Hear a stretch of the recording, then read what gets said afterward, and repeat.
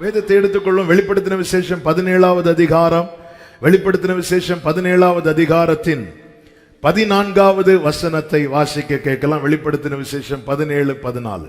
இவர்கள் ஆட்டுக்குட்டியானவருடனே யுத்தம் பண்ணுவார்கள்.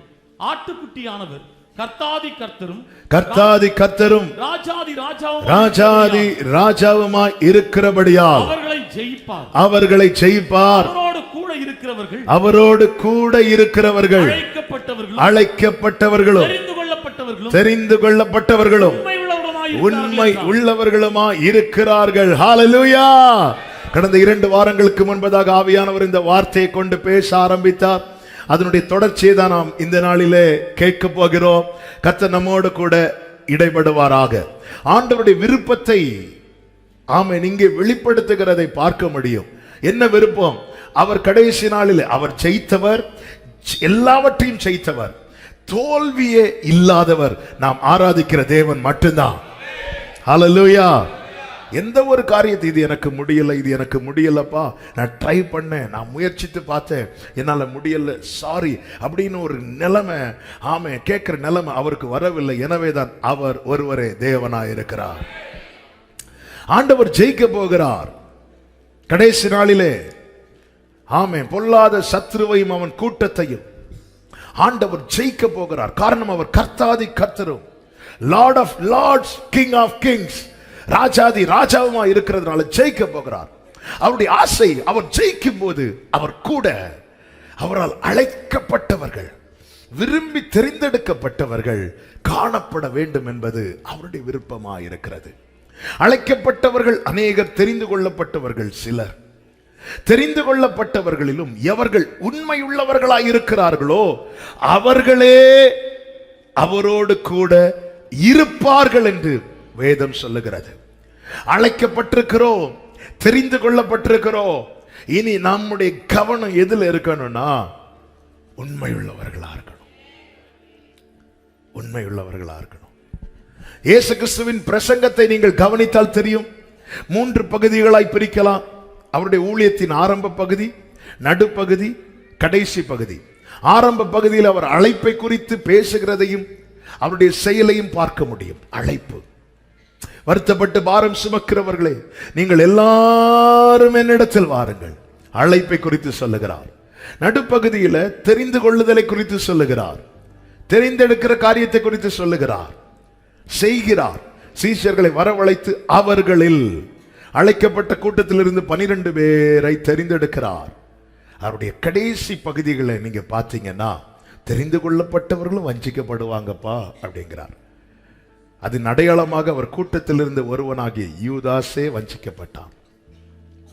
அப்படி என்றால் யார் நிலைத்திருப்பார் கடைசி வரை? யார் உண்மையுள்ளவர்களோ, எஜமானுடைய சந்தோஷத்துக்குள்ளே பிரவேசிக்க தகுதியுள்ளவர்களாய் எண்ணப்படுகிறவர்கள் யார் தெரியுமா? அழைக்கப்பட்டவர்களில், தெரிந்து கொள்ளப்பட்டவர்களில் எவர்கள் உண்மை உள்ளவர்களாய் காணப்படுகிறார்களோ. ஆமே, உண்மையும் உத்தமமான ஊழியக்காரனே, நீ கொஞ்சத்தில் உண்மையாய் இருந்தாய், உன்னை நான் அநேகத்தின் மேல அதிகாரியாய் வைப்பேன் என்றார். அது மாத்திரமல்ல, நீ எஜமானுடைய சந்தோஷத்துக்குள்ளே பிரவேசி. எஜமானுடைய சந்தோஷம். ஒரு நதி உண்டு, அது நீர்க்கால்கள் தேவனுடைய நகரத்தையும் உன்னதமானவர் வாசம் பண்ணும் பரிசுத்த ஸ்தலத்தையும் அது சந்தோஷிப்பிக்கும். வா, எஜமானுடைய சந்தோஷத்துக்குள் பிரவேசி. அதுதான் தேவனுடைய ராஜ்யம். ஹல்லேலூயா.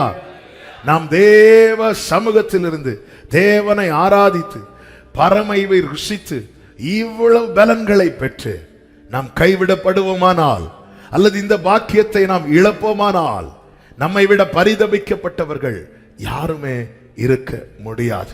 எல்லாரையும் ஏமாற்றுவதை போல தேவனை யாரும் ஏமாற்ற முடியாது, யாராலும் முடியாது. அவர் இருதயத்தை ஆராய்ந்து கொண்டிருக்கிறார். அவனவன் வழிகளுக்கு தக்க பலனை கொடுக்கும்படி, ஆமென், வழிகளுக்கு தக்க பலனை கொடுக்கும்படிக்கு அவர் இருதயத்தை ஆராய்ந்து கொண்டிருக்கிறார். இந்த கடைசி காலத்தில் வாழ்ந்து கொண்டிருக்கிற அன்பு சகோதரா சகோதரி, ஆமென், அந்த எஜமானுடைய சந்தோஷத்துக்குள் பிரவேசிக்கிற பாக்கியம் ஒவ்வொருவரும் பெற்றுக்கொள்ள கர்த்தர் அனுகிரகம் செய்வாராக. உண்மையுள்ளவர்கள் அவரோடு கூட இருப்பார்கள். பெரிய கேள்வி, இது ஒரு பெரிய சவாலான காரியம், உண்மையா இருக்கிறது. ஆமென். ஜெப வீரனா ஜெப வீராங்கனையெல்லாம் இருந்துடலாம், ஆனா உண்மையா இருக்கிறது மாதிரி ஒரு, அப்பதான் ஆண்டவரை எப்படி ஆண்டவர் உண்மையா இருக்க முடியும்? நீ ஃபுல்லா உண்மையா இருந்தாலே கர்த்தர் என்னதான் சொல்லுவாரு, நீ கொஞ்சத்துல, அதன் அர்த்தம் ஃபுல்லா நீ தலைகீழா நின்னாலும் அவன் முடியாது. ஆனா ஃபுல்லா உண்மையா இருக்கும்னு நினைக்கிறாங்க தெரியுமா, அவங்க தான் கொஞ்சத்திலேயாவது உண்மையா இருப்பாங்க. 3 கொஸ்டின் படிச்சா பாஸ் ஆயிடலாம், 3 கொஸ்டின் கரெக்டா எழுதுனா பாஸ் ஆயிடலாம் என்று சொல்லி வெறும் 3 கொஸ்டின் படிச்சுட்டு போவாங்க தெரியுமா, இதுவரை பாஸ் ஆன சரித்திரமே கிடையாது. மொத்தமா படிச்சுட்டு போயிட்டு 3 கொஸ்டின் அட்டெண்ட் பண்றாங்க தெரியுமா, அவங்க பாஸ் ஆயிடுவாங்க. புரியறதுக்காக சொல்றேன்.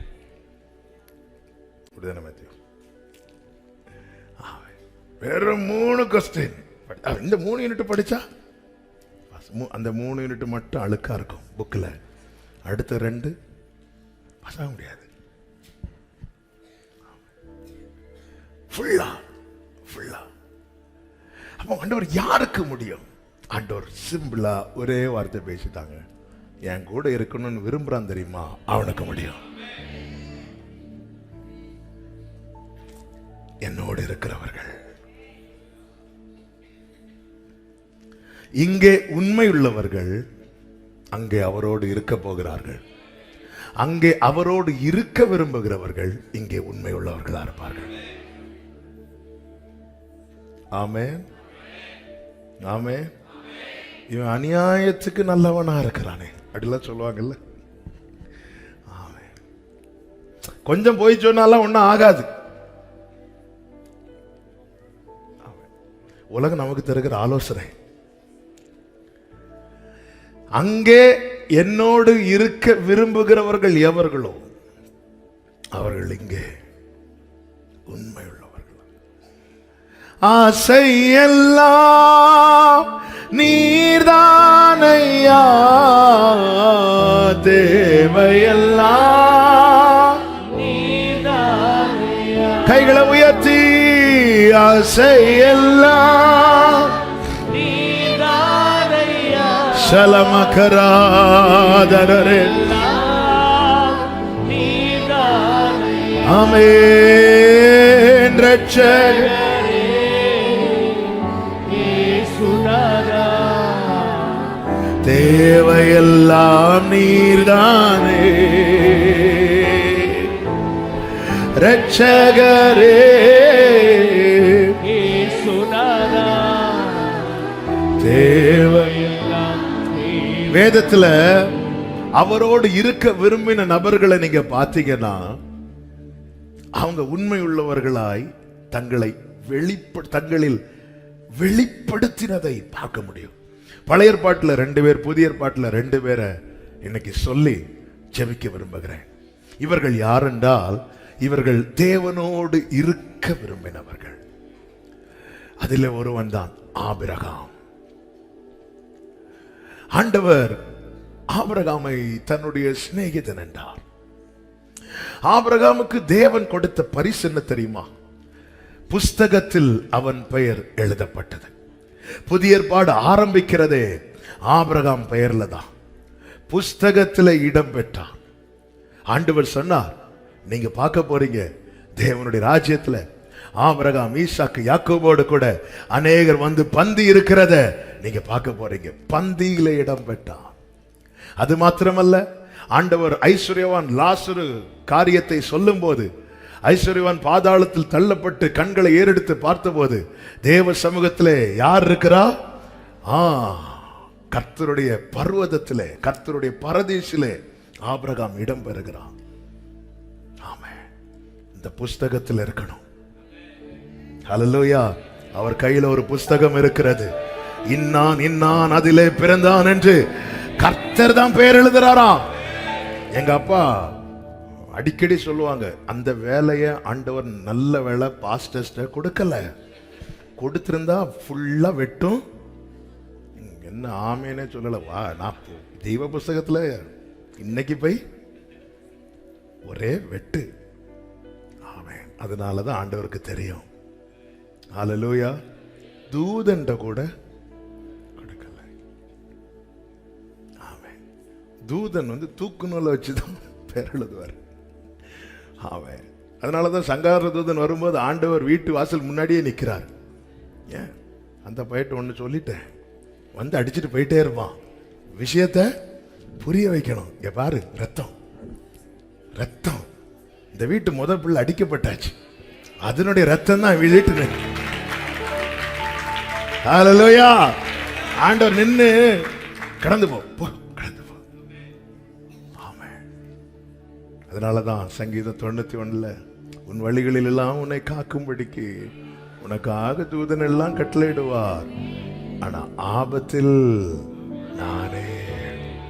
என் பிள்ளை அழுதுட்டு இருக்கும் போது தூதன்லாம் நான் விட மாட்டேன். நான் பக்கத்துல உட்காந்து, ஆகாரே உனக்கு என்ன சம்பவித்தது, நீ ஏன் அழுற? ஹல்லேலூயா. கண்ணீர் வீணாலும் ஒப்பி எடுத்து துருத்திலாக்குன்ன நாதனுண்டு, துருத்தி நிறையும்போல் அளந்தெடுத்து அனுகிரகமே. உடனே ஒண்ணு கேட்கிறேன், சும்மா கை தூக்க கூடாது. நான் அதை உணர்ந்து இருக்கிறேன்னு சொல்றவங்க மாத்திரம். நான் உணர்ந்திருக்கிறேன்.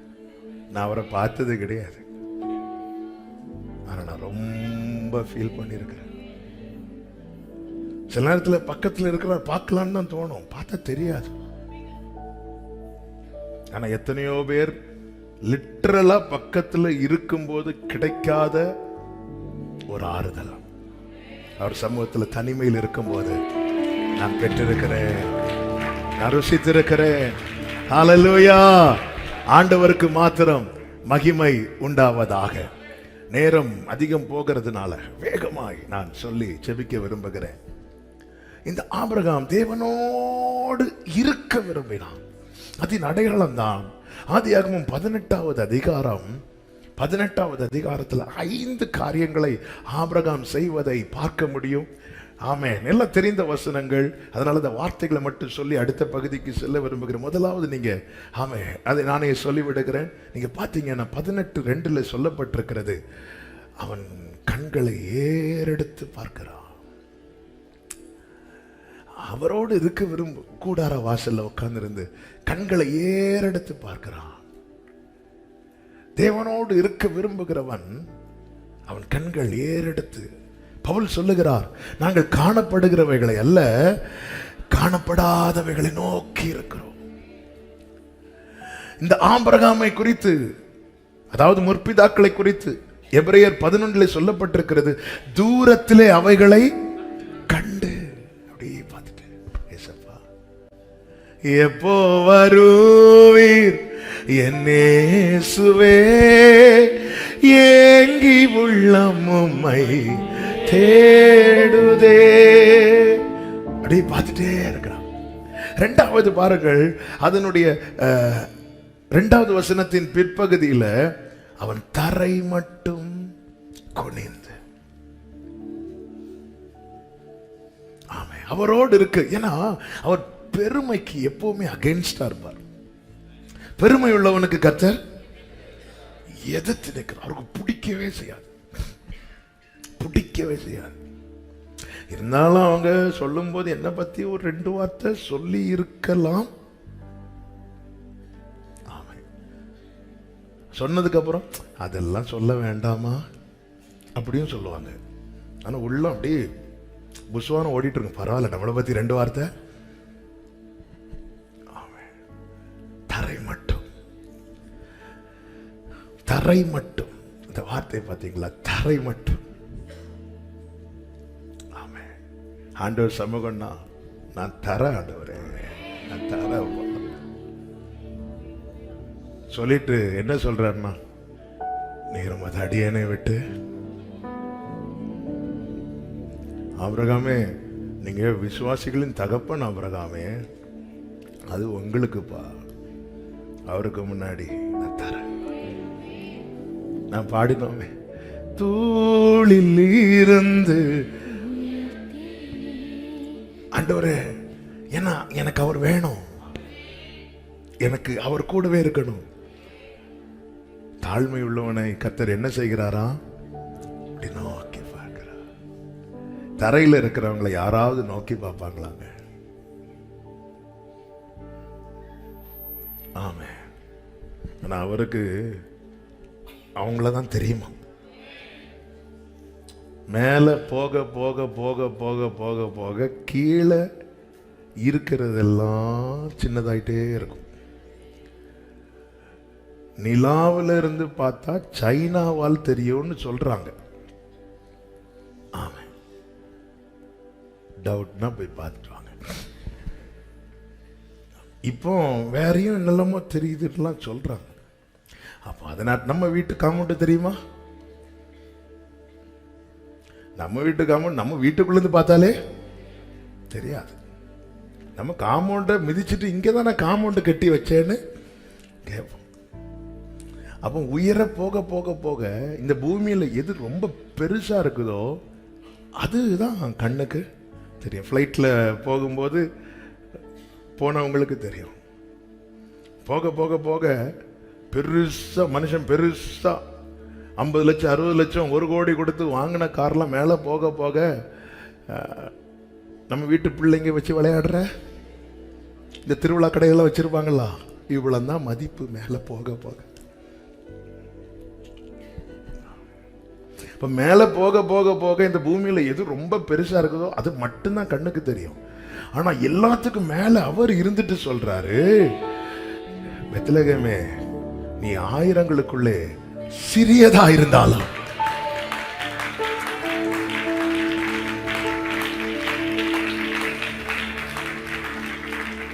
நிலாவில் இருக்கிறவங்களுக்கு இந்த பூமியில எது பெருசா இருக்குதோ அது கண்ணுக்கு தெரியும்.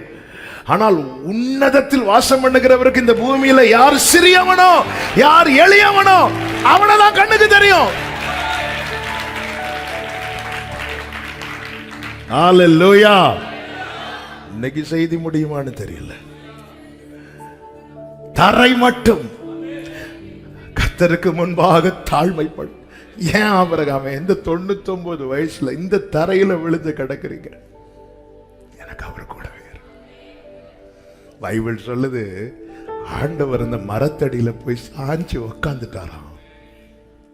ஹல்லேலூயா. ஆமே.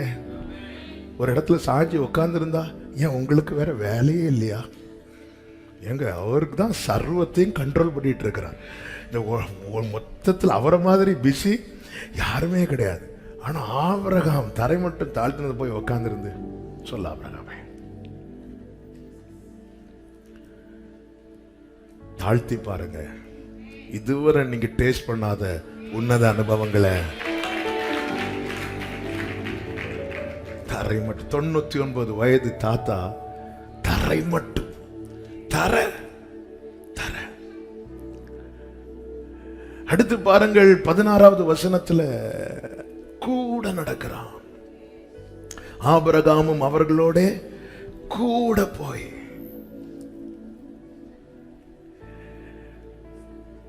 22வது வசனத்தை பாருங்க. கர்த்தருக்கு முன்பாக நின்றான் என்றல்ல, நின்று கொண்டிருந்தான்.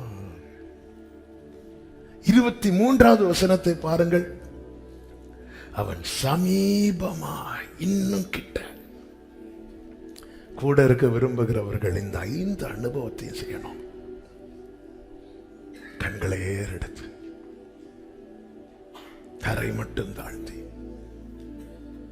தனியாக அல்ல அவரோடு நடந்து, அவருக்கு முன்பாக நின்று, கர்த்தரை நான் எப்பொழுதும் எனக்கு முன்பாக வைத்திருக்கிறேன், இன்னும் சமீபமாய்.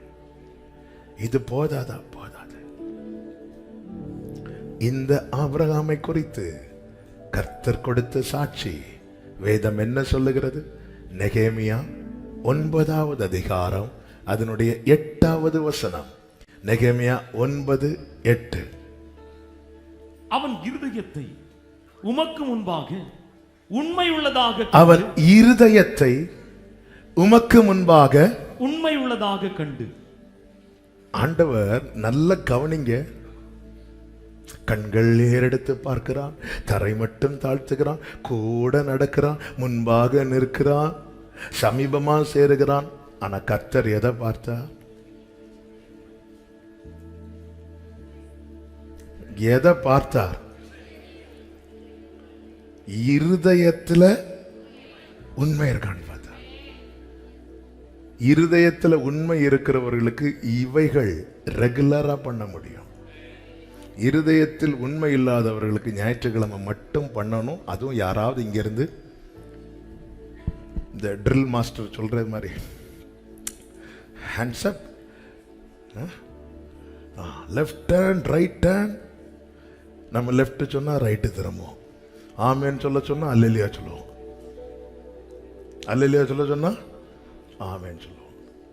பக்கத்துல பார்த்து பிரைஸ் லார்ட் சொல்ல சொன்னா பைபிள் திறந்து படிச்சுட்டு இருப்போம்.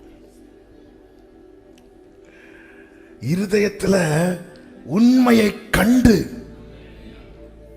இருதயத்துல உண்மையை கண்டு வயசு 99 ஆனாலும் அவனால தேவனுக்கு முன்பாய் பணிய முடியும், தேவனோடு நடக்க முடியும், தேவனுக்கு முன்பாய் நிற்க முடியும், தேவனுக்கு சமீபமாய் சேர முடியும். அப்படி உண்மை உள்ளவனா இருக்க ஆபிரகாம் என்ன செய்தான்? ஒரே ஒரு காரியத்தை சொல்ல விரும்புகிறேன். எபிரேயர் 11வது அதிகாரம் 15-16 வசனங்களை வாசியுங்கள். எபிரேயர் 11வது அதிகாரம் 15-16 வசனங்கள். வந்த தேசத்தை நினைத்தார்களானால், தாங்கள் விட்டு வந்ததை நினைத்தார்களானால் அதற்கு திரும்பி போவதற்கு அவர்களுக்கு சமயம் கிடைத்திருக்குமே. அதை அல்ல அதிலும் மேன்மையான பரம தேசத்தையே விரும்பினார்கள். நல்ல விட்டு வந்ததை அவர்கள் நினைக்கவில்லை. உண்மை உள்ளவனா இருக்கணும்னு நினைக்கிறீங்களா? ஆண்டவருக்காக சிலதை விட்டுட்டீங்க தெரியுமா? பைபிள் பாத்தீங்களா? அவர்கள் அதை நினைத்திருப்பார்களானா அவங்க திரும்பி போகிறதற்கு நிறைய சான்ஸ் கிடைத்திருக்கும். இன்னைக்கு பிசாசானவன் இப்படிப்பட்ட வாய்ப்புகளை உருவாக்கி தருவதற்கு ரெடியா இருக்கிறான். எந்த வாய்ப்பு தெரியுமா? வேண்டான்னு விட்டுருப்போம் தெரியுமா? இவங்க அதை நினைக்கவே இல்லையா? விட்டதப்பா, அதை அல்ல. எகிப்தை விட்டு வெளியே வந்து எகிப்தை நினைத்தவர்கள் கானானில் அவரோடு இருக்க முடியவில்லை. ஆனா எகிப்தையே நினைக்காம அவரையே நினைச்சிட்டு ஒருத்தன் போன அவன் தான் காலேப். ஆண்டவர் சொல்லுகிறார், உத்தமமா என்னை பின்பற்றினான். வேண்டான்னு சிலதை விட்டிருப்போம், வேண்டான்னு சிலதை ஒதுக்கி இருப்போம். அதை நினைத்திருப்பார்களானால் ஆபிரகாம் அதை நினைக்கல. புத்தகத்தில் ஆபிரகாமுக்கு இடம், கர்த்தருடைய ராஜ்யத்திலே பந்தியில இடம், தேவனோடு தேவனோடு. ஆமென். நிறைய வேண்டான்னு விட்டுருப்போம். 2 பேதுரு 2வது அதிகாரம் 20வது வசனத்திலே இப்படி சொல்லப்பட்டிருக்கிறது, கர்த்தரும் இரட்சகருமா இருக்கிற இயேசு கிறிஸ்துவை அறிகிற அறிவினாலே உலகத்தின் அசுத்தங்களுக்கு தப்பினவர்கள் மறுபடியும் அவைகளில் சிக்கிக்கொண்டு ஜெயிக்க வேண்டான்னு விட்ட பாவத்தை நீ மறுபடியும் செய்ய ஆரம்பிச்சிட்டேனா அவருடைய பின்னிலைமை முன்னிலைமையிலும் கேடுள்ளதா இருக்கும். ரட்சிக்கப்படுவதற்கு முன்னாடி ஒரு பாவம் செஞ்சுட்டு ரட்சிக்கப்பட்டாச்சு, பழையன ஒளிந்தன எல்லாம் புதிதாயின அப்படி போயிட்டு இருக்கும்போது இருந்தாலும் அதை ஒரு வாட்டி கூட அதை பார்த்தாதான் என்ன, அது செஞ்சாதான் என்ன, ஆபிரகாம் நினைக்க கூடவில்லையா? பைபிள் என்ன சொல்லி இருக்கு? அவர்கள் அதை நினைத்திருப்பார்களானால் அவங்க திரும்பி போவதற்கு நிறைய சான்ஸ் பிசாசன் வெயிட் பண்ணிட்டு இருக்கிறான். அதனாலதான் தாவீது ஜெபிக்கிறார், நீங்க எல்லாம் ஆராய்ந்து பார்க்கிறீங்களா ஆண்டவரே, வேதனை உண்டாக்கும் வழி என்னிடத்தில் உண்டோ என்று பார்த்து நித்திய வழியிலே நடத்தும். தேவ ராஜ்யத்துக்குள் பிரவேசிக்காமல் புறம்பே தள்ளப்படுகிற கூட்டத்தை எழுதும் போது வெளிப்படுத்தின விசேஷம் 22:15 சொல்லப்பட்ட வார்த்தையை வாசிங்க. நாய்களும் அப்படின்னு சொல்லப்பட்டிருக்கு. அப்போ தேவராஜ்யத்தில் பிரவேசிக்காத லிஸ்ட்ல இங்க என்ன பேர் இருக்கு? நாய்கள். இந்த பூமியில மிகவும் நன்றி உள்ளது யாரு? யூரோப் கண்ட்ரில, யூரோப் தேசங்கள்ல நீங்க பாத்தீங்கன்னா நிறைய பேர் மேரேஜ் பண்ண மாட்டாங்க, அதுக்கு பதில் ஒரு நாயை வளர்ப்பாங்க. மேரேஜ் பண்ண மாட்டாங்க, அதுக்கு பதில் ஏர்போர்ட்ல போய் இறங்கி நிக்கிறேன், சிலர் ஜோடியா போறாங்க, சிலர் ஒரு ஜோடிய கழுத்துல விலங்கு போட்டு ஏர்போர்ட் அப்படி கூட்டிட்டு போறாங்க, நடந்து போறாங்க. அதுக்கு ஒரு பேர் வச்சு, ஏன்னா அதுதான் ஏமாத்தாதான். சிலர் இருக்கிறத பார்த்தா அவசரப்பட்டுட்டோமோன்னு இருக்கிறது மாதிரி இருக்கு.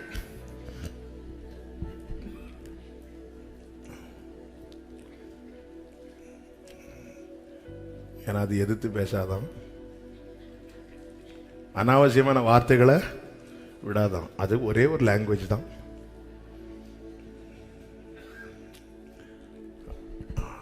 சரி, கர்த்தர் உங்களை ஆசீர்வதிப்பாராக. ஆனா இங்கே சொல்லப்பட்டிருக்கிறது நாய் பரலோகத்துக்கு. ஏன்? ஏன்னா நாய் தான் கக்கினதை திரும்ப சாப்பிடும். இங்க நாயின்னு சொல்றது நாயை குறித்து சொல்லல, அந்த சுபாவம். எதை கக்குவோம்? எது நமக்கு உள்ள செட் ஆகலையோ, எது நமக்கு பிரச்சனை உண்டாக்குதோ அதை வெளியே தள்ளிடுவோம். வேண்டாம், விரும்பி தான் சாப்பிட்டுருப்போம், விரும்பி தான் சாப்பிட்டுருப்போம். சிலருக்கு ஓவரா பிரச்சனை வந்துட்டுனா அதுவா வெளியே போகிறது கூட வெயிட் பண்ண மாட்டாங்க, 2 விரல. ஏன்னா பிரச்சனை பண்ணிட்டுனாலே நம்ம மனசு சொல்ல ஆரம்பிச்சிடும், இது இனி வேண்டாம், இது இனி எனக்குள்ள இருக்கக்கூடாது. விரும்பி தான் விலை கொடுத்து வாங்கி விரும்பி சாப்பிட்டுருப்போம். கொஞ்ச நேரத்தில் பார்வோன் சேனை புரண்டு வர்றது நமக்கு தெரியும். இதுக்கு மேல இருந்தா பிரச்சனைன்னு சொல்லி அது வெளியே வரது வெயிட் பண்ண மாட்டோம். ஆண்டவர் சொல்ற, ஒண்ணு அனலாயிரு, குளிர்காலத்துல யூஸ் ஆக, இல்ல குளிராயிரு அனல் காலத்துல யூஸ் ஆக. இது ரெண்டும் இல்லைன்னா நான் வாந்தி பண்ணி போடுவேன். எது நமக்கு செட் ஆகலையோ அதை வெளியே தள்ளிடுவோம். இந்த நாய் என்ன செய்யணும், தனக்கு செட் ஆகாது அதெல்லாம் கக்கிடுமா. கக்கிட்டு பிரச்சனை சால்வ் ஆனதும் அதை பார்த்து ஒரு சிரிச்சரிக்கும், திருப்பி சாப்பிடும். எகிப்துல இருந்து வேதனை மிகுதியான போது இஸ்ரவேலருக்கு எகிப்து செட் ஆகல, ஓன்னு அழுதாங்க. எகிப்தை விட்டு வெளியே அந்த மேகத்துக்கு கீழே நல்லா இப்போ ஏசி போட்டது மாதிரி ஒரு சுகம் கிடைக்கும் போது எகிப்தின் மச்சங்களை நினைக்கிறோம். அங்க ஹோட்டல்ல ஃபிஷ் ஃப்ரை எல்லாம், இங்க என்ன சும்மா மண்ணா, அவ்வளவுதான். கக்கினத ஆபிரகாம் பாருங்க, விட்டு வந்ததை நினைக்கல. ஹல்லேலூயா. வாழ்ந்தாலும் உம்மோடுதான், விட்டாச்சு விட்டாச்சு. அதான் பவுல் சொல்றார், நான் அது நஷ்டம்னு எண்ணிட்டேன், எண்ணிக்கொண்டிருக்கிறேன். நான் விட்டதை என்னைக்கு லாபம். ஐயோ, இதை விட்டிருக்க கூடாதோ, இப்படி தீர்மானம் எடுத்திருக்க கூடாதோ. கொரோனால அஃபெக்ட் ஆகும்போது எவ்வளவு தீர்மானங்கள் எடுத்தோம். கொஞ்சம் ரிலீஃப் ஆனதும் நான் கொரோனா நினைச்சுல தீர்மானம் எடுத்தேன், பார்த்தது நார்மல் சளியால ஆவேசப்பட்டுட்டானோ, அப்படிலாம் தோணும். எவ்வளவு தோணி இருக்கு. அப்படி மெதுவா ஆண்டவர் அமைதியா இருந்தோன்னு, ஒருவேளை நான் பண்ண பொறுத்தனை ஆண்டவர் கேட்டிருக்க மாட்டாருன்னு, நல்ல வேளை யார்கிட்டையும் இதை அவருக்கு அவன் இருதயத்தின் உண்மையை பார்க்க அவன் விட்டு வந்ததை நினைக்கல பாரு. அவனை 25 வருஷம் காத்திருக்க வச்சேன், ஆனாலும் விட்டு வந்ததை நினைக்கல. வேண்டாம் வேண்டாம். அவன் இருதயத்தில் ஆபிரகாம் எல்லாத்திலையும் பெர்ஃபெக்டா இருந்தாரா? இல்ல. பஞ்சம் வந்ததும் எகிப்துல போய் பார்க்கிறாரு. எனக்கு தெரியாது, சில நேரத்தில் அறியாமையில நம்ம தவறுவது உண்டு, தடுமாறுவது உண்டு. ஆனா ஆபிரகாம் உறுதியா ஒரு விஷயத்துல இருந்ததா, அவருக்காக நான் இதை விட்டுட்டேன், என்ன திரும்பி பார்க்க மாட்டேன், திரும்பி பார்க்க மாட்டேன். சொந்த இனம், சொந்த வீடு விட்டுட்டான், இனி நான் அதை திரும்பி பார்க்க மாட்டேன். ஆண்டவர் சொல்லுகிறார், அவன் இருதயத்தின் உண்மையை கண்டு எத்தனை ஏத்தியர் எபூசியர் எத்தனை பேர் தடையா இருந்தாலும் ஆபிரகாமுக்கு சொன்ன வாக்குத்தத்தத்தை கர்த்தர் நிறைவேற்றினார். ஒவ்வொரு ஆண்டவருக்காக சிலதை விட்டிருக்கிறோம்ல, கொஞ்சம் விசாலமான போது திரும்ப அதை நினைக்கிறோமா? நாம் உண்மையில் இல்லாதவர்களா இருக்கிறோம். வேண்டாம், அது வேண்டாம். மகனுக்கு பெண் பார்க்கும் போது கூட வீட்டின் மூத்த வேலைக்காரரை அழைத்து சொல்லும் போது அந்த எல்லையை தாண்டிராத. ஒன்னு அவரு சொல்றாரு, ஒருவேளை இங்க பெண் கிடைக்கலன்னா நான் அங்க கொண்டு போட்டுமா? ஓகே சொல்லிட்டு சொல்றாரு, அவ்வளவுக்கு என் ஆண்டவர் விட மாட்டார், நான் சேவிக்கிற ஒரு தூதன் அனுப்புவார் பாரு. ஆமே, ஆண்டவருக்காக இது வேண்டான்னு விட்டா விட்டுருங்க, அது வேண்டாம். சிம்சோன் பீறி போட்டான் நான் சிங்கத்தை, போயிட்டே இருக்கிறான். திடீர்னு பீறி போட்டதை பார்க்கணும்னு ஆசை வந்துச்சு. அவனுக்கு தெரியுமா பீறி போட்டதுக்குள்ள ஒரு தேன் கூடு கட்டு இல்ல, அது ஒண்ணு பார்க்கலான்னு தான் போனான். போனவன் கை நீட்டுறான், அதற்குள்ள வேண்டான்னு தானப்பா நீ பீறி போட்ட, இனி பார்க்க நீ ஆபிரகாம் நீ நினைச்சாலே உனக்கு அதுக்கான வாய்ப்புகள் வரும்னு பைபிள் சொல்லுது. நீ நினைச்சாலே அதுக்கான, அவன் தான் விட்டு வந்ததை நினைத்திருப்பாரானால் திரும்பி போவதற்கு அவனுக்கு சமயம் கிடைத்திருக்குமே. நீ நினைச்சாலே அதற்கான வாய்ப்புகளை பிசாசானவன் உருவாக்கி தருகிறான். அது என்னன்னு பார்க்க அவனுக்கு தெரியுமா இதுக்குள்ள தேன் கூடு வச்சிருக்கும்? இல்ல. எவ்வளவு வேதம் சொல்லுகிறது. நியாயாதிபதிகள் 14 அந்த வார்த்தையை படிச்சீங்கன்னா தெரியும். அந்த வசனத்தை எடுத்து வாசிக்கிறீங்களா? வழி விலகி போனான் இருக்கும். நியாயாதிபதிகள் 14வது அதிகாரம் 8வது வசனம். சில நாளுக்கு பின்பு அவன் அவளை விவாகம் பண்ண திரும்பி வந்து சிங்கத்தின் உடலை பார்க்கிறதற்கு வழி விலகி போனான். கவனிச்சீங்களா அந்த வார்த்தையை? இதோ சிங்கத்தின் உடலுக்குள்ளே தேனீ கூட்டமும் தேனும் இருந்தது. செத்ததுக்குள்ள இருந்து பிரதிஷ்டை உள்ளவன் கை நீட்டி தொடக்கூடாது. அவன் பார்ப்பதற்கு, அந்த வார்த்தையை கவனிச்சீங்களா? பார்க்கிறதற்கு. நீ பார்க்கணும் நினைச்சிட்டாலே உன் ட்ராக் மாறிட்டுன்னு அர்த்தம். சிம்சோனே, நீ எவ்வளவு மறந்துட்ட. உங்க அப்பா அம்மாக்கு பிள்ளையே கிடையாது தெரியுமா சிம்சோனே? உங்க அம்மாவை மலடி மலடின்னு தான் எல்லாரும் சொன்னாங்க தெரியுமா? ஆனா அவர்களை பிளஸ் பண்றதுக்கு நான் உன்னை அந்த குடும்பத்துல பிறக்க வச்சேன். நீ பிறக்கிறதுக்கு முன்னாடியே உன்னை குறித்த திட்டத்தை எல்லாம் சொன்னேன். நீ போற வழியில, உனக்கான வழியில வந்த சத்துருவை பீறி போடுவதற்கு நான் பலத்தை தந்தேன். நீ முன்னோக்கி போயிட்டு தானே இருக்கணும். நீ பார்க்கிறதுக்கு திரும்பின பாரு, உன் டேக்கை மாறிட்டு. சிங்கத்திட்ட விழாதவன் கொஞ்சம் தேன்ல விழுந்துட்டான். அதனாலதான் பைபிள் சொல்லுது, அவனுடைய முன்னிலைமையை பார்க்கலாம் அவனுடைய பின்னிலைமை ரொம்ப மோசமா இருக்குமா. ஆபிரகாம் எப்படிங்க உண்மை உள்ளவரா இருந்தார்? விட்டு வந்ததை நினைக்கல. அதிலும் மேலானவைகளை. அதனாலதான் கொலோசியர் 3:1-2 சொல்லப்பட்டிருக்கிறது, பிதாவின் வலது பாரிசத்தில் உள்ள மேலானவைகளை தேடுங்கள். ஆமென் ஆமென் சொல்லுங்க பார்க்கலாம். நேரம் போகிறதுனால வேகமா சொல்றேன். மோசே, இந்த மோசேக்கு ஆண்டவர் கூடவே இருக்கணும்னு ஆசை. அதனாலதான் யாத்திராகமம் 33வது அதிகாரம் 15 சமூகத்தை கேட்கிறாரு, 18 மகிமையை கேட்கிறாரு. 15வது வசனம், உம்முடைய சமூகம் என்னோட கூட செல்லாமற் போனால் இவ்விடத்திலிருந்து கொண்டு போகாது, என்னை கொண்டு போயிடாதீங்க. 40 வருஷம் எகிப்திலே வாழ்ந்து வளர்ந்த மோசே அடுத்த 40 வருஷம் வனாந்திரத்தில் இருக்கிறார், மீதியான் தேசத்துல. இப்பொழுது கர்த்தர் முச்செடியில எழுந்தருளுகிறார். அப்பொழுது ஆண்டவர் மேல் அவ்வளவு நாட்டெல்லாம் கிடையாது மோசேக்கு, அவ்வளவு பெரிய நாட்டெல்லாம் கிடையாது. ஆண்டவருக்கு தான் மோசே மேல பாசம். நல்லா புரிஞ்சுக்கோங்க, நம்ம ஆண்டவர்கிட்ட ஏதாவது ஒண்ணு காட்டுறோம்னா அதை பல மடங்கு அதை ஏற்கனவே அவர் நமக்கு காண்பித்ததுனால மட்டுமே. இன்னைக்கு நம்ம ஆண்டவருக்காக வைராக்கியம் பாராட்டுறோம்னா அதை விட 1000 மடங்குக்கு அதிகமாக அவர் நமக்காக வைராக்கியம் பாராட்டி இருக்கிறார். இன்னைக்கு நம்ம ஆண்டவரை நேசிக்கிறோம்னா அதை விட பல மடங்கு அதிகமாக அவர் ஏற்கனவே நம்மை நேசித்திருக்கிறார். இன்னைக்கு நம்ம ஆண்டவருக்காக வாழ்கிறோம் என்றால் அவர் நமக்காக வாழ்ந்து மரித்திருக்கிறார். மோசே பின்னாட்கள்ல ரொம்ப ஆண்டவர்னா அப்படி அப்படி அவ்வளவு நெருக்கம். ஏன்னா மோசே ஆரம்பத்துல நீங்க அதை நல்ல கவனிச்சு தியானிக்கும் போதுதான் முச்செடியில் எழுந்தருளி ஆண்டவர் பேசிட்டு இருக்கிறார். அதில் வெளிப்படாத சந்தோஷம் ஆரோனை பார்த்ததும் மோசைக்கு வந்துட்டு,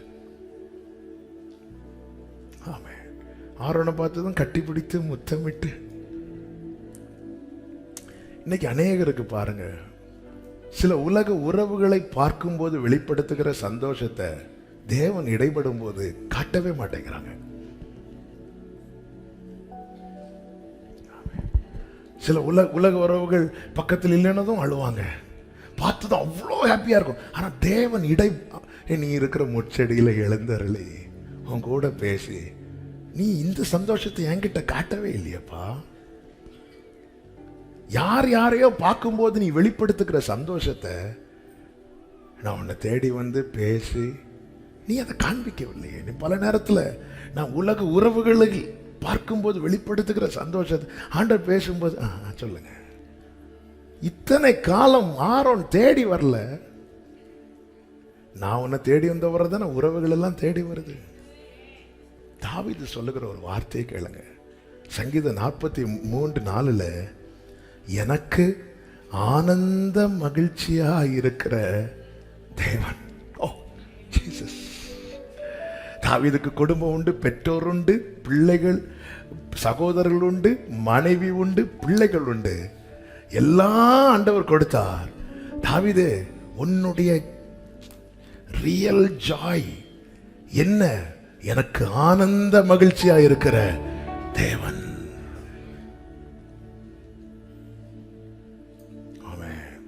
எந்த ஒரு நபரை உறவை பார்க்கும்போது நம்மில் வெளிப்படுகிற சந்தோஷத்தை விட கர்த்தர் இடைப்படும் போது நம்ம அதிக சந்தோஷப்படுறோம்னா இந்த பூமியில நாம அவரை தான் ஃபர்ஸ்ட் நேசிக்கிறோம்னு அர்த்தம். ஆமே. எனக்கு ஆனந்த மகிழ்ச்சியா இருக்கிற தேவன். யோனா 4 சொல்லப்பட்டிருக்கிறது, ஆமணக்கை கர்த்தர் வளர விட்டார். யோனா அந்த ஆமணக்கின் மேல சந்தோஷமா இருந்தான். அடுத்த நாள் ஆமணக்க காணல. இதுதான் உலகம். யோனாவே, நீ இந்த ஆமணக்கு மேலேயே சந்தோஷமா இருக்கணும். உனக்காக இந்த ஆமணக்கை வளர விட்டார் அல்லவா, அவர் மேலதானே சந்தோஷமா இருக்கணும். நீ ஏன் உன் சந்தோஷத்தை அதன் மேல வச்ச? அடுத்த நாள் அது இல்ல. உடனே அவன் சொல்றான், நான் வாழ்வதை விட ஆண்டு ஏன்பா இவ்வளவு எரிச்சலா இருக்கு? அந்த ஆமனுக்கு நேத்து இருந்துச்சு, இன்னைக்கு இல்ல. உன் சந்தோஷம் எங்க இருக்கு? நான் தானப்பா வளர விட்டேன், இந்த உறவை நான் தானப்பா கொடுத்தேன். ஆரோன்ட்ட நீ எழுந்து போன்னு நான் சொல்லனா அவன் உன்னை பார்த்திருக்கவே மாட்டான். மோசே, நம்முடைய தாவீது ஆண்டவர் விட்டாராங்க. எப்படிங்க விடுவாரு? எனக்கு ஆனந்த மகிழ்ச்சியா இருக்கிற என் தேவனிடத்திற்கு பிரவேசிப்பேன். எனக்கு மகிழ்ச்சியை தருகிற தேவன் என்று சொல்லல, எனக்கு மகிழ்ச்சி அவர்தான். எனக்கு ஆனந்த மகிழ்ச்சியா இருக்கிற. இதான் மோசையின் ஆரம்பம் இல்ல, போக போக தான் அந்த ரியாலிட்டி மோசைக்கு புரிய வருகிறது. எஸ், அவனுடைய ஜனங்களும் அவனுக்கு செய்தது, தேவன் அவனுக்கு செய்ததை அவன் உணர்ந்து பார்க்கிறான். ஜனங்கள் அவனை அங்கீகரிக்கவில்லை, தேவன் அவனை அங்கீகரித்தார். ஜனங்கள் அவனை நம்பவில்லை, அதனால உன்னை எங்களுக்கு தலைவனா வச்சது யாருப்போ? அவன் தங்களுக்கு உதவி செய்ய வருகிறான், நம்பவில்லை. தேவன் அவனை நம்பினார். உன்னை கொண்டு நான் கொண்டு வருவேன். நம்புறாரு. அன்பு சகலத்தையும் நம்பும். ஜனங்கள் அவரை தேடி வரவில்லை. 40 வருஷம் அந்த மோசே இருந்தாரு. ஒருத்தனுக்காக ஃபைட் பண்ணி அவன் தனக்கு விரோதமாய் வந்தவன் அடித்த கொன்றான் இல்ல, தன் கூட்டத்தில் ஒருவன் பாதிக்கப்பட்டதை பார்க்க முடியாம அவனுக்காக உதவ போய் அது நிமித்தமா தான் இப்ப ஓடி வெளியே இருக்கிறான். அவனாவது வந்து பார்த்தானா? யாரும் தேடி வரவில்லை. ஆனால் கர்த்தர் அவனை தேடி வந்தார். யாரும் செவி கொடுக்கல.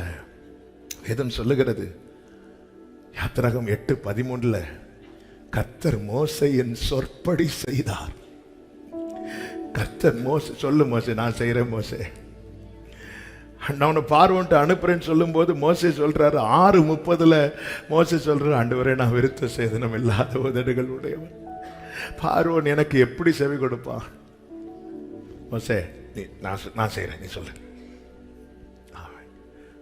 நான் கேட்டு பார்த்தேன், அவங்கள்ட்ட கேட்டு பார்த்தேன், இவங்க கிட்ட கேட்டு பார்த்தேன், யாருமே செவி கொடுக்கல. எல்லாம் செய்ய வல்லவர் வந்து சொல்ல, நீ சொல்லு மோசே, நான் செய்யறேன், என்ன வேணும் உனக்கு? மோசே இப்ப சொல்லு, யார் கூட இருக்க விரும்புற? நீங்க போதும் எனக்கு. அதனாலதான் சொல்றாரு, உங்க சமூகம் எனக்கு முன்பாக செல்லாமல் இருந்தா. கானான் இருக்குப்பா, அங்க பாலும் ஓடுது தேனும் ஓடுது. எனக்கு கானானே நீங்க தான் ஆண்டவரே. பரலோகத்துக்கு ஏன் போகணும்னு ஆசைப்படுறீங்க? அங்க பொர்த்தள வீதி, பொர்த்தள வீதி இருக்கு, அங்க நல்ல விருட்சம் அது இருக்கு, இது இருக்கு. பரலோகத்தை ஏன் போட்டு விரும்புறீங்க? எனக்கு இயேசுதான் பரலோகம்.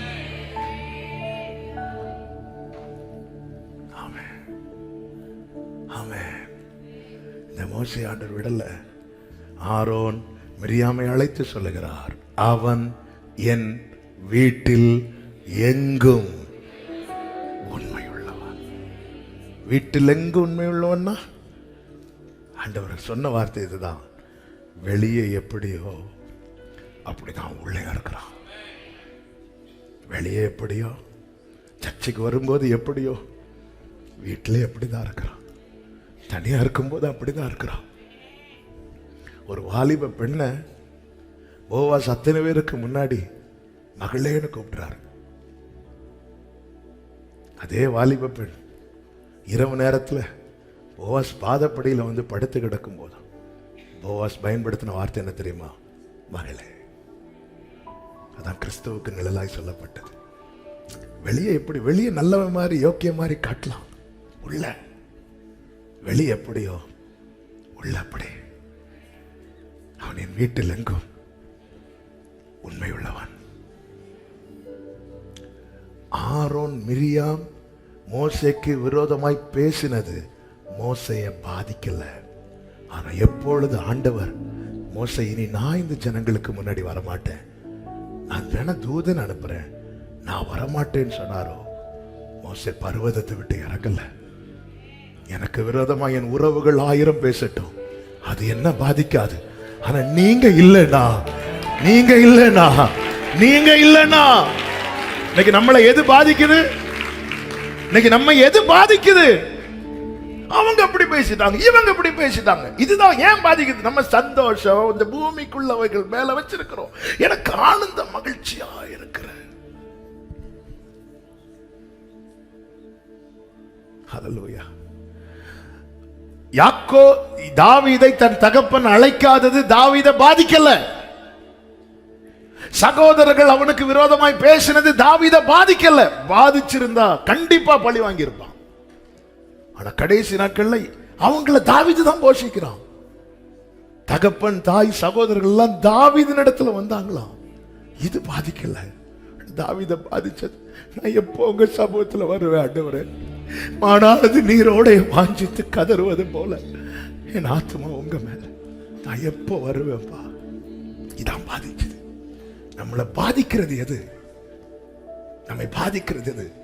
ஆரோன் மிரியம் ஸ்டார்டிங்ல ஒன்னு எங்களுக்கு தலைவனா வச்சது யார்? இது மோசையை பாதிச்சது.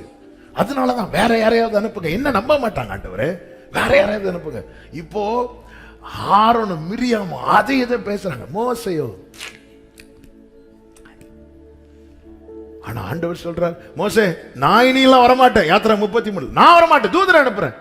மோசே போய் பாதிக்குது, பாதிக்குது, பாதிக்குது. மலை விலகிறது பாதிக்காது, பர்வத நிலை பெயர்றது பாதிக்காது. ஆனா கிருபை விலகினா என்ன பாதிக்கும்? கிருபை விலகினா பாதிக்கும்.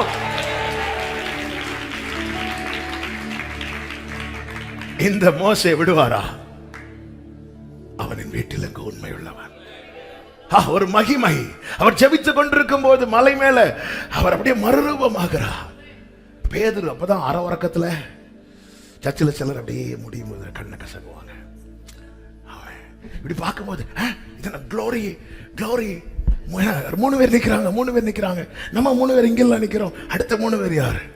வேதம் சொல்லுகிறது மகிமையிலே மோசே அவர்கிட்ட பேசிட்டே இருக்கிறாரா? பேசிட்டு அங்க திக்கு இல்ல, அங்க திக்கு இல்ல, இங்க உனக்கு இருக்கிற சில குறைகள் அங்க இல்ல. லாபா ஷகரா பாபா ரிபாபா லமா தரபா ரிமாமா ஷேரா பாபா ரிகலபதரபா. அவரோடு இருக்கிறவர்கள், அவரோடு இருக்கிறவர்கள். அதனால சமூகத்தை வாஞ்சிப்போம், சமூகத்தை வாஞ்சிப்போம். அவன் அதுதான் பாதிக்கும், அவன் அதுதான் பாதிக்கும். தண்ணியில நல்லா நல்ல நீந்தி விளையாடுகிற மீனை தண்ணியில இருந்து எடுத்து கரையில போட்டு பாருங்க, நம்ம கண்ணு முன்னாடி துடிக்கிறத பார்க்க முடியும். துடிக்க முடி துடிக்கும் பாருங்க. பிரசனை இல்லைன்னா துடிக்கணும், துடிக்கணும், துடிக்கணும், துடிக்கணும்.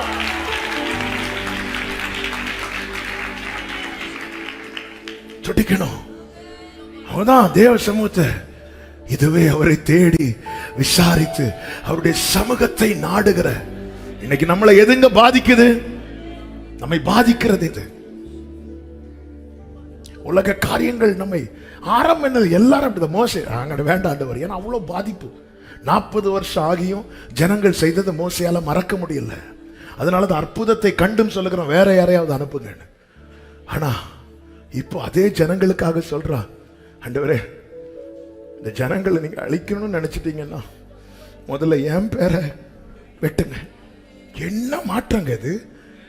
இந்த ஜனங்க தான்ப்பா கேட்டாங்க. இப்ப எனக்கு இது எனக்கு பாதிப்பு இல்லை, இப்ப எனக்கு பாதிப்பு எதுன்னு அவர் சொல்லிட்டாரு. இனி நான் உன் கூட வரமாட்டேன், தூதன் அனுப்புறேன். அது பாதிக்குது. அது மோசே கூடாரத்தை பெயர்த்து பாளையத்துக்கு புறமே போட்டுட்டு போயும். சமூகம் மட்டும் என் கூட செல்லாம போனா ஆமென். நான் இங்க ஜெபிக்க விரும்புறேன். ஆமென். நேரம் போனதுனால ஹல்லேலூயா. அவருடைய பிரசன்னத்துல, அவருடைய சமூகத்துல பாக்கியமான சேவைதே, பாதம் பணிந்தே செய்திடுவே, ஆயுள் முடியும் வரை கிறிஸ்தேசு வருகை வரை. அன்பின் மனத்தாழ்மையும் உண்மையும் காத்து ஆண்டவரை அடைவே. அன்பின் என கேட்டுக்கொண்டிருக்கிற அன்பு சகோதரா சகோதரி, நான் ஆவியில பாரத்தோடு சபையை நேசித்து சொல்றேன், அங்க இருக்கணும்.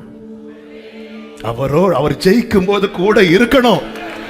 அதுக்குதான் உங்களை கொண்டு வந்து இந்த வார்த்தைகளை கேட்க வைத்திருக்கிறார். சும்மா வந்துட்டு போகல. சர்ச்சில் சும்மா மெம்பர் ஆகிறதுக்கு கிடையாது. ஏதாவது ஒரு சர்ச்சில் மெம்பர் ஆகணும். அதனால இங்க அப்படி யாரும் ஆகாதீங்க. வேண்டாம், வேண்டாம். கர்த்தர் கொண்டு வந்தார், நிச்சயம் இருக்குதா?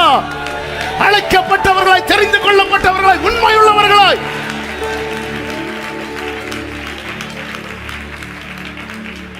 அழைத்தீரே இயேசுவே, அன்போடு என்னை அழைத்தீரே, ஆண்டவர் சேவையிலே மரிப்பேனே, ஆயத்தமானே. ஒரே ஒரு காரியத்தை கொண்டு நான் சொல்லிட்டு விட்டுற, டைம் போச்சு. பேதுரு பாருங்க, நிருப எழுதும் போது சொல்றாரு, நான் இனி அசதியா இருக்கக்கூடாது. ஏன்னா 12, 13, 14 வசனம், 2 பேதுரு 1, 12, 13, 14 வசனம், அவர் சொல்றார், உங்களுக்கு இவைகளை நினைப்பூட்ட நான் அசதியாகிறேன். நம்முடைய கர்த்தராகிய இயேசு கிறிஸ்து எனக்கு அறிவித்தபடி நான் இந்த கூடாரத்தை விட்டு போவது சீக்கிரத்தில் நேரிடும் என்று அறிந்து இந்த கூடாரத்தில் நான் இருக்கும் அளவும் உங்களை நினைப்பூட்டி எழுப்பி விடுவது நியாயம் என்று எண்ணுகிறேன். ஏன் இதை செய்யறார்னா, ஆண்டவர் ஏற்கனவே சொல்லிட்டார், நீ குணப்பட்ட பின்பு உன் சகோதரரை ஸ்திரப்படுத்து. நல்லா புரிஞ்சுக்கோங்க, நம்மை குறித்த தேவ திட்டத்தை இந்த கூடாரத்தில் இருக்கும்போது மட்டும்தான் செய்ய முடியும். இதை விட்டு போனதுக்கு அப்புறம் செய்ய முடியாது. அதனால சொல்றார், நான் அசதியாகிறேன். எனக்கு ஒரு பொறுப்பு கொடுத்துட்டார் ஆண்டவர், இதை நான் செய்யறதுக்கு அசதியா இருக்க மாட்டேன். ஏன்னா நான் அவர் கூட இருக்க விரும்புறேன். பேதுரு அவர் கூட இருக்க ஏன் இவ்வளவு விரும்புறீங்க? ஏன்னா நான் வெறுமையா இருந்த போது என்ன தேடி வந்தான். நான் மீறின போது, மறுதலித்த போது என்னை திரும்பி பார்த்தா. நான் பின்வாங்கின போது மீண்டும் கடற்கரையில வந்து நின்று மீண்டும் என்ன விடல என்ன அவர் விடல. அதனால இந்த கூடாரத்தில் இருக்கிறது வரைக்கும் அவர் என்ன செய்ய எனக்கு ஒப்புவித்தாரோ அதை நான் செய்யறேன். இந்த கால வேளை இந்த அர்ப்பணிப்போடு எத்தனை பேர் தேவ சமூகத்தில் விட்டு கொடுக்க போறீங்க? அப்படி இருக்கிற இடத்துல எழுந்து நிற்கலாமா? ஹல்லேலூயா, ஹல்லேலூயா. இந்த பாடலை அர்ப்பணிப்போடு பாடி நம்ம ஜெபித்து முடிக்க போகிறோம். க்ளோரி அலமாஷே ஹந்தரே ஆமென். அழைத்தீரே இயேசுவே, அன்போடே என்னை அழைத்தீரே, ஆண்டவர் சேவையிலே மரிப்பேனே, ஆயத்தமானே தேவே. ஆண்டவர் சேவையிலே மரிப்பேனே, ஆயத்தமானே. ஒரு விஷயம் கூட, அழைத்தீரே இயேசுவே, அன்போடே என்னை அன்பா கூட்டிங்கப்பா, ஆண்டவர் சேவையிலே மரிப்பேன், ஆயத்தமானே தேவே. ஆண்டவர் சேவையிலே மரிப்பேனே, ஆயத்தமானே. என்னதான் தீங்கு நான் இழைத்தேன், என்னை விட்டோடும் என் ஜனமே. ஆண்டவர் கேட்கிறார், உலக உறவு தானே உன்னை மோசமாக்கினது, உனக்கு தீங்கு பண்ணுச்சு, நான் என்னப்பா தீங்கு பண்ணேன்னு கேட்கிறார். ஹல்லேலூயா. எத்தனை நன்மைகளோ உனக்காக நான் செய்தேனல்லோ, என்றே உரைத்தென்னை ஏங்கி அழைத்தீர், எப்படி நான் மறப்பேன்? என்றே உரைத்தென்னை ஏங்கி ஓரலமா சேகமம்ரோ. அப்படி 2 கைகளை உயர்த்தி அழைத்தீரே, அழைத்தீரே இயேசுவே, அன்போடு என்னை அழைத்தீரே, ஆண்டவர் சேவையிலே மரிப்பேனே, ஆயத்தமானே தேவே. ஆண்டவர் சேவையிலே மரிப்பேனே, ஆயத்தமானே. கடைசியா சொல்லுமா, பாக்கியமான பாக்கியமான சேவையிலே பாதம் பணிந்தே செய்திடுவேன். பாக்கிய இந்த கூடாரத்தில் இருக்க வரைக்கும் தாங்க கர்த்தருக்குன்னு ஏதாவது செய்ய முடியும். விட்டுறாதீங்க, விட்டுறாதீங்க. சொல்லுங்க, ஆயுள் முடியும் வரை, ஆயுள் முடியும் வரை கிறிஸ்தேசு வருகை வரை அன்பின் மனதாழ்மை உண்மையும் காத்து ஆண்டவரை அடை. அது என்ன பாக்கியம் பாருங்க. ஆண்டவரை இந்த ஓட்ட முடியும் போது ஓடி அவரை கட்டி பிடிக்கிறது. ஓ ஜீசஸ், சகல மாமரே அர்ப்பணிக்கிறவர்கள் கைகளை உயர்த்தி அழைத்தீரே இயேசுவே, அன்போடு என்னை அழைத்தீரே, ஆண்டவர் சேவையிலே மரிப்பேனே ஆயத்தமானேன் தேவே, ஆண்டவர் சேவையிலே மரிப்பேன் ஆயத்தமானேன். அது ரெண்டு கரங்களை வாரத்துக்கு நேரம் உயர்த்தி எல்லாரும் கண்களை மூடி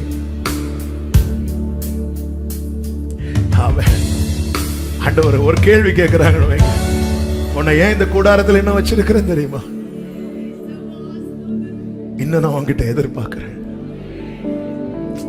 ஒரு நற்கிரியை நான் உன்கிட்ட துவங்கி இருக்கிறேன். அந்நாள் வர அது தொடரணும்னு விரும்புறேன்.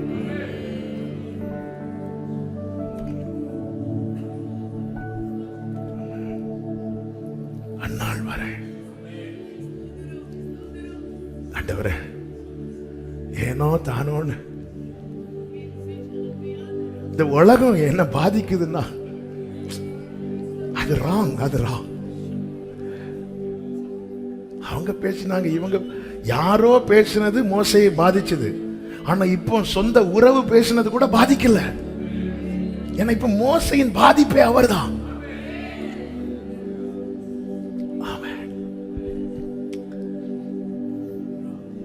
அவரோடு இருக்க விரும்புகிறவர்கள். ஆரோனை மிரியாம் கூப்பிட்டு, என் தாசன் யார் தெரியுமா? அவன் என் சாயலை காண்கிறவன், என் சாயலை காண்கிறவன். ரெண்டு கைகளை வானத்துக்கு நேராக உயர்த்தி, ஆண்டவரே, என்ன செய்ய சித்தமாயிருக்கிறேன்? இந்த பாண்டத்தை கொண்டு என்னப்பா சித்தம் வச்சிருக்கிறீங்க? அதற்கு என்ன அர்ப்பணிக்கிறேன்.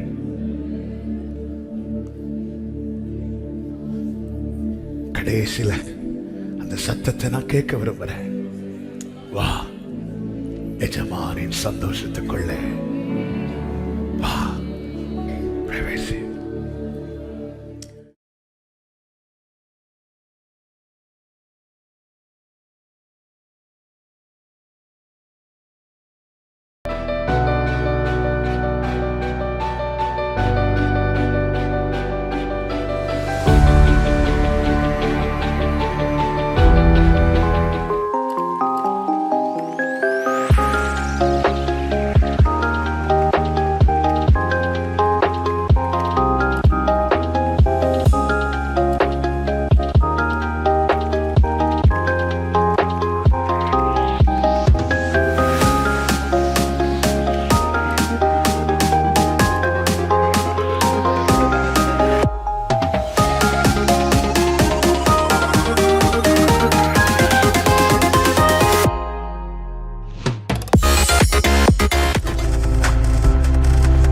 நீங்கள் பார்த்துக் கொண்டிருப்பது உங்கள் ஜாய் டிவி. உங்கள் துக்கம் சந்தோஷமாய் மாறும்.